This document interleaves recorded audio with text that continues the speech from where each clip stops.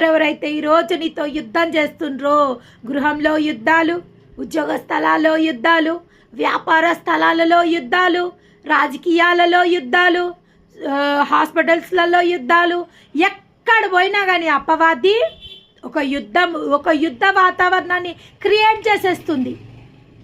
మన మాటలు ఆ విధంగా యుద్ధానికి ప్రేరేపణ తీసుకురావడం జరుగుతుంది. కాబట్టి ఈరోజు దేవుడు ఏమంటుండంటే, నీతో యుద్ధం చేయవారు మాయమైపోదురు, అబవులగుదురు అంటే నీతో యుద్ధం చేయవారి వారి శక్తి తగ్గిపోతుంది. ఇంకా నీతో యుద్ధం చేయడానికి ఆ దుష్టునికి సామర్థ్యత సరిపోదు. దేవుని నామానికి మహిమ కలుగును గాక. ఈరోజు మొదలుకొని నీతో యుద్ధం చేయడానికి దుష్టునికి బలం సరిపోదు. దుష్టుని బలమంతటి పైన దేవుడు ఈరోజు మనందరికీ అధికారం ఇవ్వబోతున్నందుకు దేవాది దేవునికి